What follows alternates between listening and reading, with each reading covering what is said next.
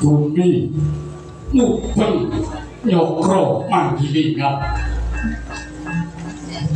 wiwit peteking surya manjer tengah wengi kaya sinengka lampahing wanci dadi seksi dumadining prahara ingkang hanempuh ing bumi sawisine negari anane mung peteng katutup angkara murka hanya parwisa rusak tatanan sayekti dalan ana praja ingkang manggih tentrem anane wuhung duwa dinuwa watake menungsa kaya dene uruping geni sing gampang kebromot menungsa padha bengkerengan adu otot satemah gadekke rubara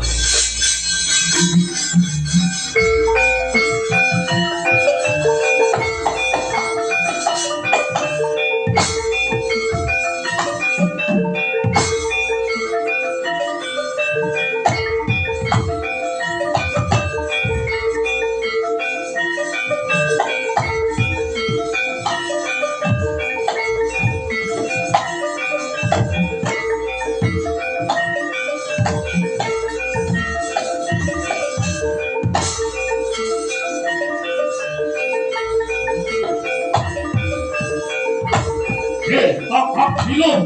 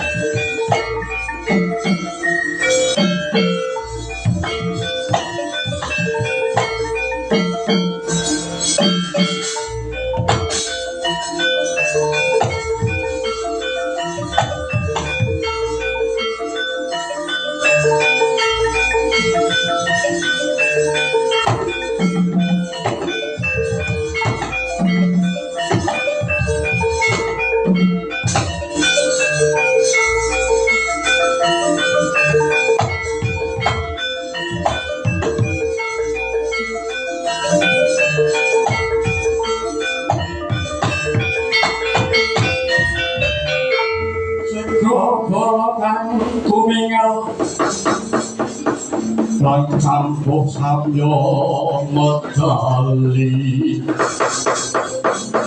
yer kaget wileting bodo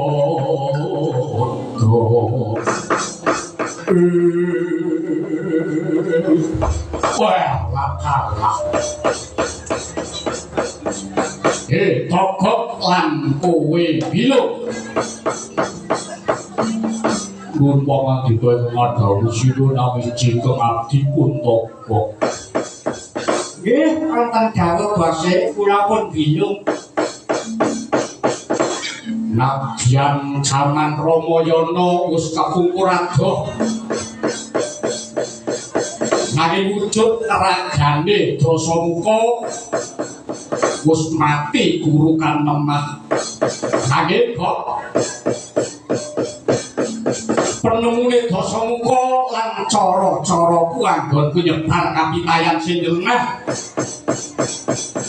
ora bakal ilang ana jagat raya iki.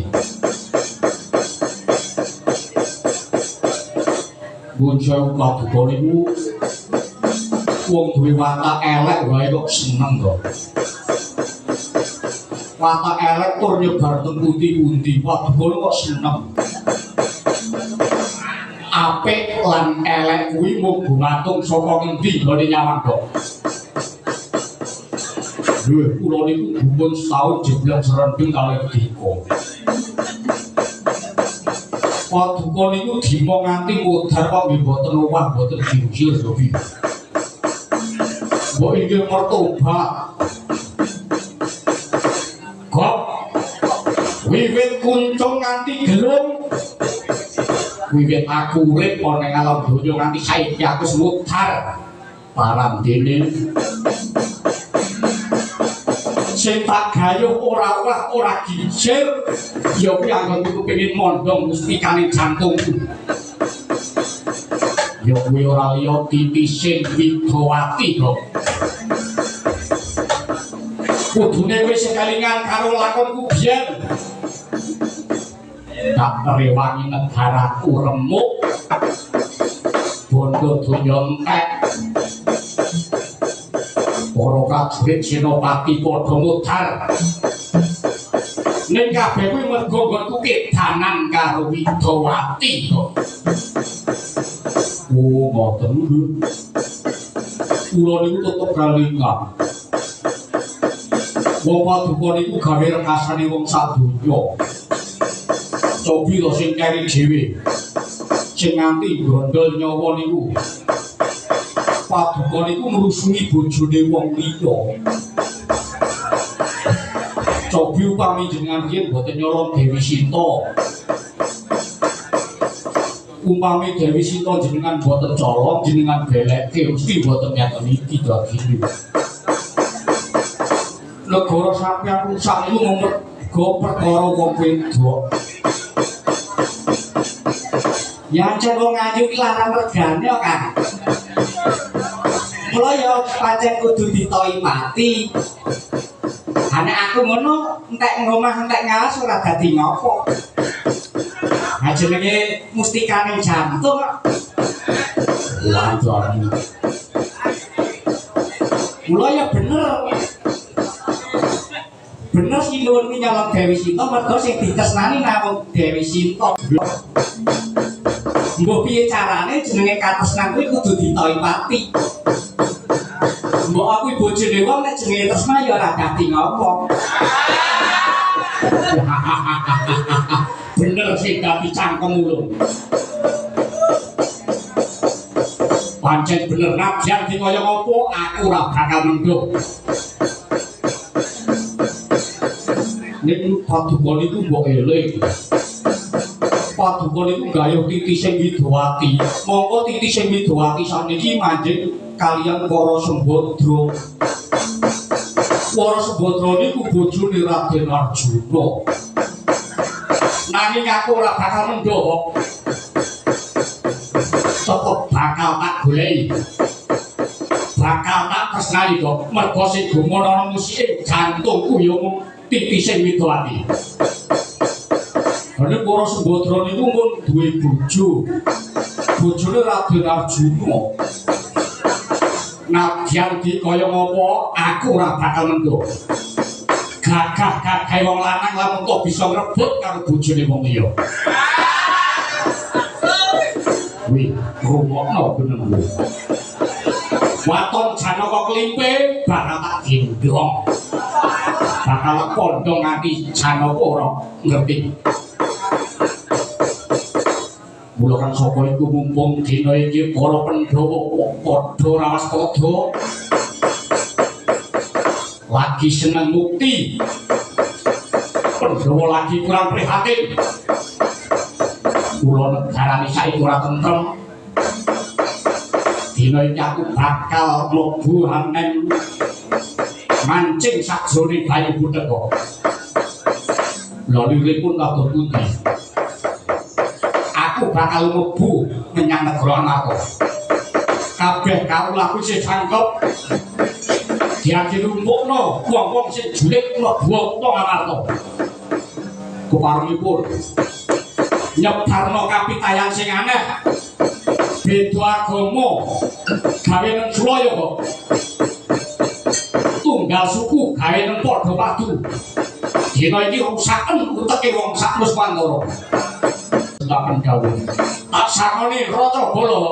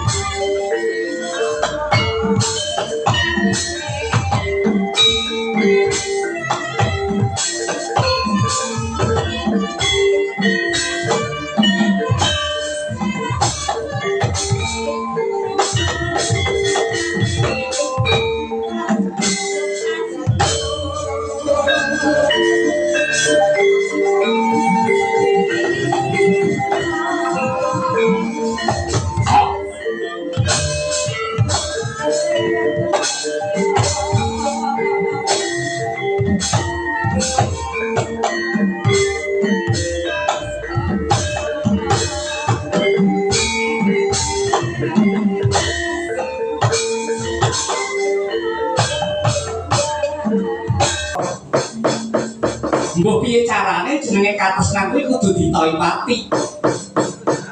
Mbok aku bojone wong nek jenenge tresna ya ora dadi ngopo. Bener sing dadi cangkemmu lho. Pancen bener nabian di kaya ngopo aku ora bakal mendhuh. Nek paduka niku mbok eling. Paduka niku gayuh titi sing Widowati. Monggo titi sing Widowati sakniki manjing kaliyan para Sembadra. Para Sembadra niku bojone Raden Arjuna. Nanging aku ora bakal mendhuh. Tetep bakal tak goleki. Bakal tak tresnani kok. Mergo sing gumono musike jantungku ya mung titi sing Widowati. Ana para Sembadra niku mun duwe bojo. Bojone Raden Arjuna. Nabian di kaya ngopo aku ora bakal mendhuh. Gagah-gagah wong lanang lamun kok bisa ngrebut karo bojone wong liya. Wih, rungokno bener lho. Waton Janaka Klimpe bakal tak gendong. Bakal kondong nganti Janaka ora ngerti. Mula kan sapa iku mumpung dina iki para Pandhawa padha rawaspada lagi seneng mukti. Pandhawa lagi kurang prihatin. Kula negarane saiki ora tentrem. Dina iki aku bakal mlebu haneng mancing sakjroning Bayu Butheka. Lha liripun kados pundi? Aku bakal mlebu menyang negara Amarta. Kabeh kawulaku sing cangkep diakirumpukno wong-wong sing julik mlebu Amarta. Keparengipun nyebarno kapitayan sing aneh. Beda agama gawe nang Sulaya kok. Tunggal suku gawe nang padha padu. Dina iki rusaken uteke wong sak Nuswantara.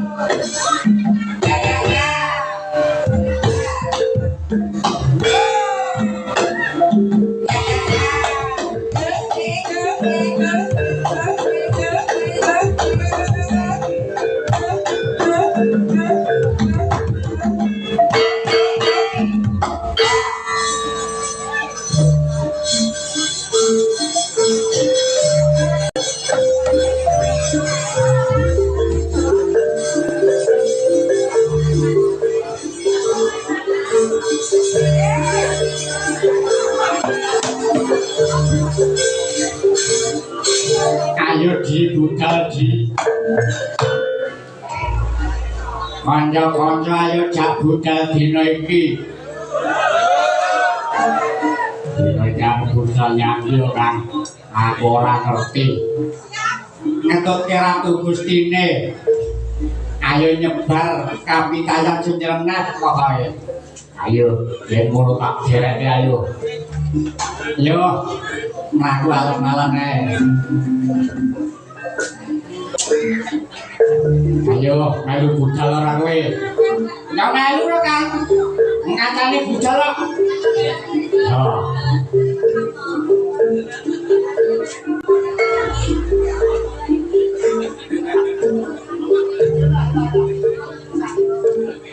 siko budal lan iki ya ning alon-alon yo Kang yo sikilku lara lho yo mlaku alon-alon ae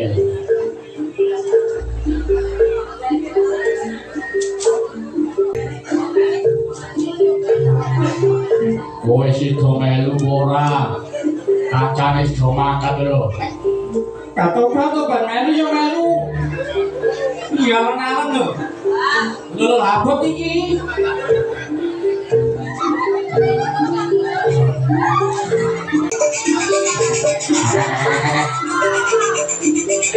cok lakune alon-alon bae aku dinteni aku dinteni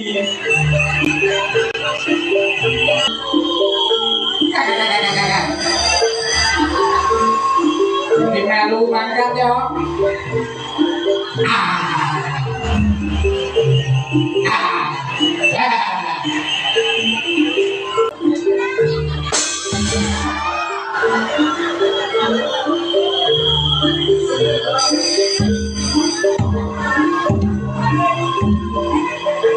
sing sapa nonton wayang ora nganti bubar tak petuki ning dalan ayo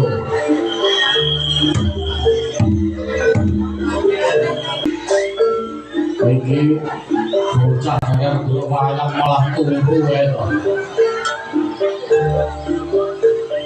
jare sing wayang malah turu tangile lho cedak apa Pak hah jare nonton wayang turu sartekan Pak hah yo iki ngasih tekan yo jaluk hidup ae to kae sokok sedikit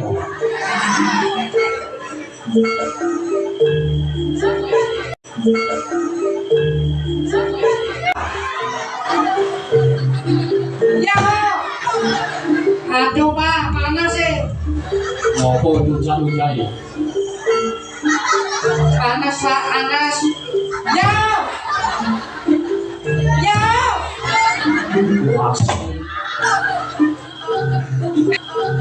ayo Pak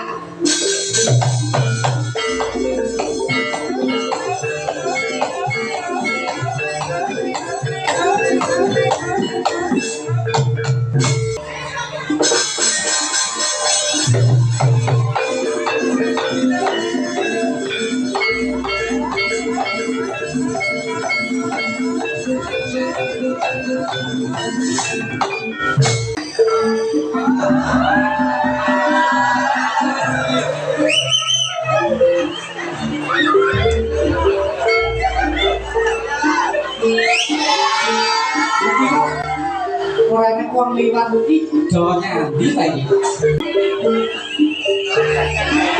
Kalau dulu Kan ngopo?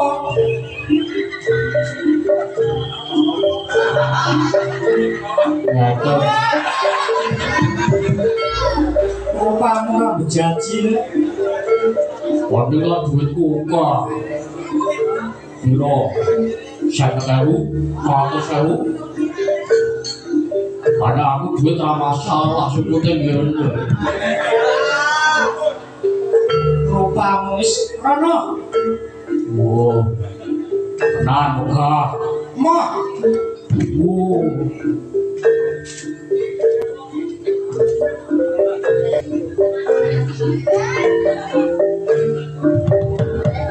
Iki sapa neh iki? aku Triyono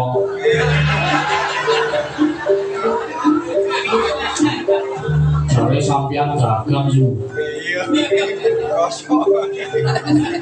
Iya aku dagang ning ra gawa dagangan.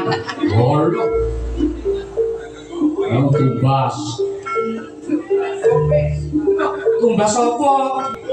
embung Ambung. Moh nembung. tenang mo tenang Apa wi? tenang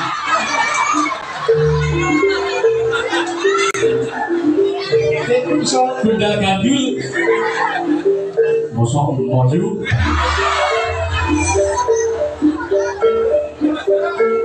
Senteni.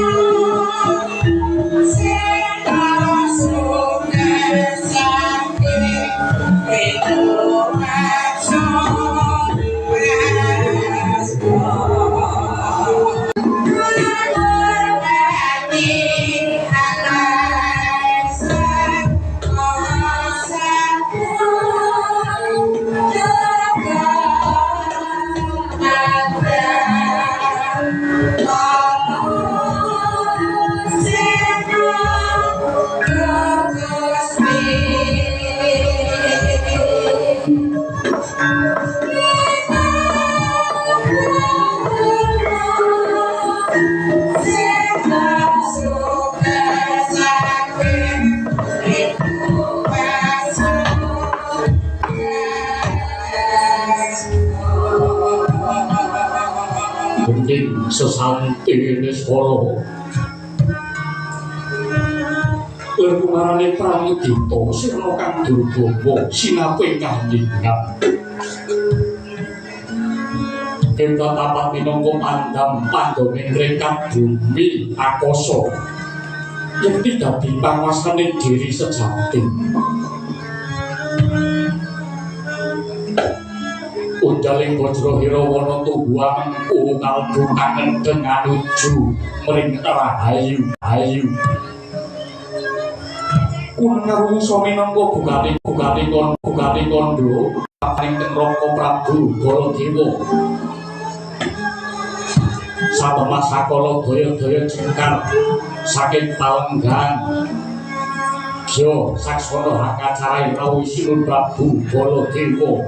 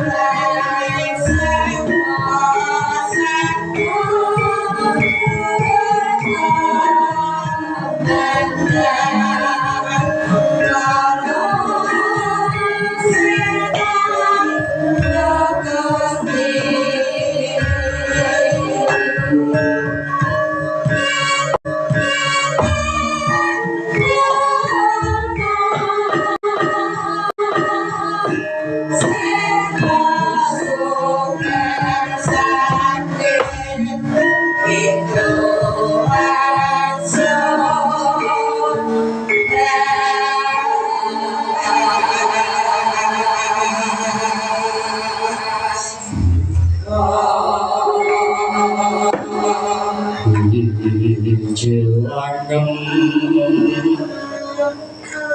Dira Sangnar Pati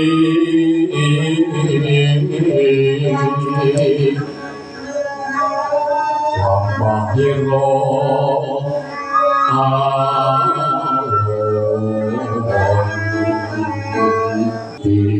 Cilangem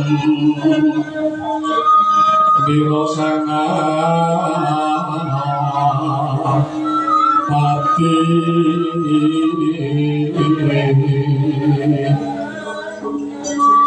Wambahira Aron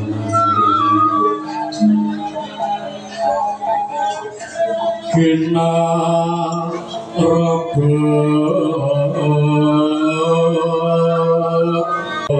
Daya yu warna nira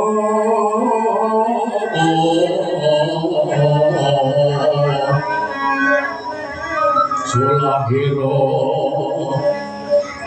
mawi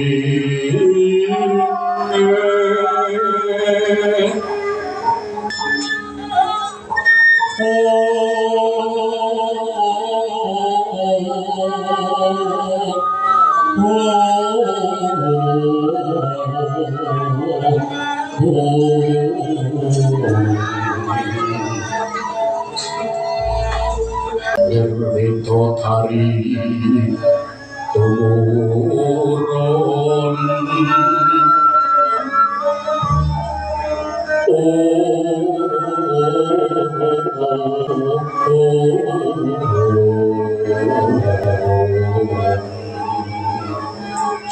Sari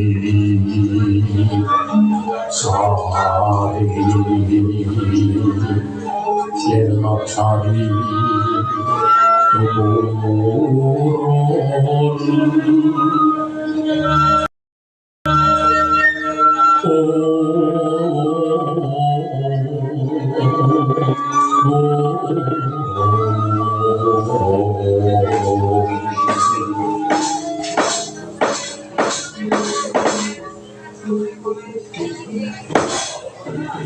Ya jagat Dewa Batara Wayah Upadara Castad Bingah raosipun kula tanpa kepindhan dene sampun sawetawis wedhaipun Kanjeng Koko Prabu wonten negari Ngastina. Kula ketrahi ngaturaken pambagi wonong rami mawantu-wantu kunjuk sadha pepodo madu goyang Koko Prabu Madura. Iyalah Allah. Ya jagat Dewa Batara Wayah Upadara jagat inggih Yayi. Sepono rami saking paduka Yayi Duryudana kula tampi tangan kalih. Boten langkung salam taklim pun Raka Mandura. Kunjuk wonten ngarsa paduka Yayi Prabu Duryudana. Awra niki Kurawa lanangken kula mugi Dewa Honora batin kayuanan paring pangestu saking paduka Koko Prabu. Duh Koko Prabu menapa ingkang dados kepareng paduka ing ripahun buat samangke rawuh mriki parenga atur waloka Koko Prabu. Lali kula badhe matur ananging mbok menawi atur kula ngenani dhateng raos paduka miwah para kadang Kurawa kula nyuwun pangapunten. Inggih boten kados menapa monggo kula aturi matur Koko Prabu. Yayi sejatosipun pun kakang midhanget pawarta manut pawarta ingkang kula tampi bilih pusakaning para Pandhawa ingkang nami Songsong Tunggul Naga dinten samangke mapan wonten ing negari Ngastina mriki. Napa inggih Yayi? Nggih. Kula boten badhe silak pancen leres dinten samangke Songsong Tunggul Naga mapan wonten ing negari Ngastina. Lho, kok saged ngaten Yayi? Kok saged? Inggih. Mbok menawi Songsong Tunggul Naga menika pusaka ampuh. Ananging ambok menawi para Pandhawa boten ngurmati dhateng pusaka menika. Pramila pusaka boten jenjeng, boten diopeni lajeng kesah piyambak. Yayi, semenipun kula boten percaya. Wong sing jeneng pusaka kok bisa ngalih papane, luwih-luwih melu sing dudu ndarane. Niku cetha yen ngalih pusaka wonten mriki niku wonten ingkang ngalih. Wonten ingkang njupuk Yayi. Paduka kok ndak wong kados mekaten. Nggih, sejatosipun desa temen kula duwe sedulur sing wis dirasani karo wong akeh. Kepara dadak samangke pusaka Pandhawa Kyai Songsong Tunggul Naga malah mapan wonten mriki. Pramila Yayi, pratanipun Kakang namung badhe ngengetaken dhateng Yayi Prabu Duryudana. Dinten samangke kawangsulna pusaka dhateng para Pandhawa. Nuwun sewu. Boten badhe kula wangsulaken.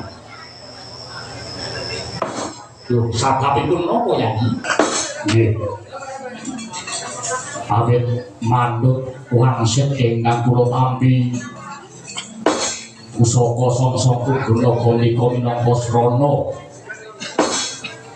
kangge kula gayuh kanugrahan ingkang badhe tumurun inggih menika wahyu katentreman.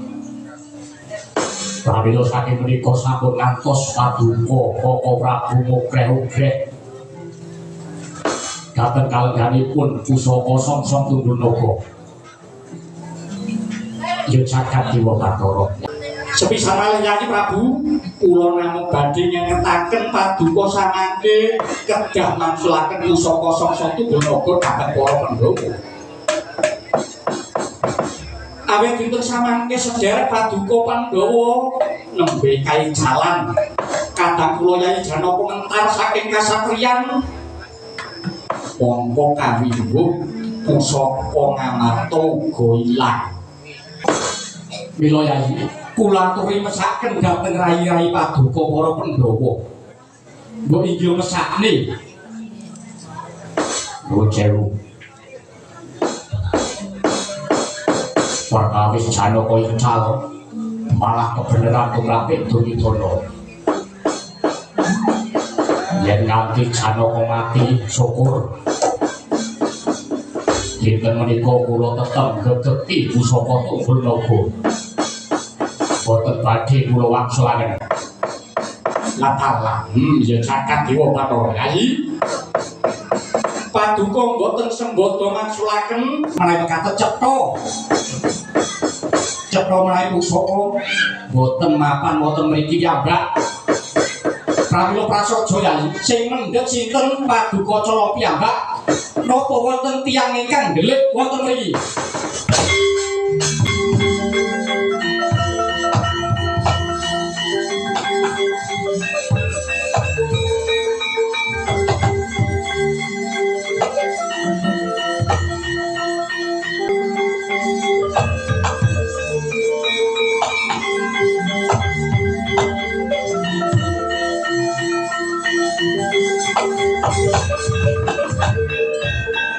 Pandhita Kinarya Wangsih Indra Kompang Capeng Awang susu angin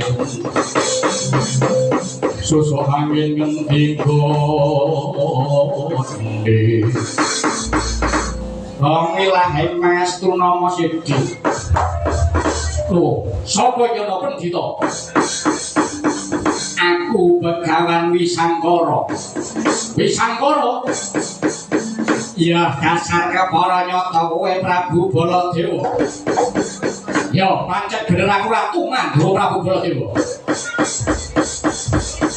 Dina iki kowe aja meksa marang rasane Prabu Duryudana. Merga Prabu Duryudana saiki wis dadi panguasane Begawan Wisangkara. Yen ngono cetha kowe ngimu jago kurungan. Rasa kakean bebangal. Dina iki kowe rasa kakean bebangal yen perlu kowe minggata saka negara Ngastina kene. Aja ngogreh-ogreh karo katentremane negara Ngastina. Iblis parat manungsa jajelarat. Jebul kowe sing nyolong pusaka ning Pandhawa. Iya, aku ora mung trima nyolong pusaka. Sediluk maneh bakal tak pateni para Pandhawa. Kowe wis parek manungsa jajelarat. Ya, yen pancen kowe ngaku Pandhita Sekti, ora susah gebok koncane sapa-sapa. Janji Prabu Baladewa sing meger-meger, ora susah golek para Pandhawa. Tandingan Prabu Baladewa, dudu nang kene papane, metu jaba.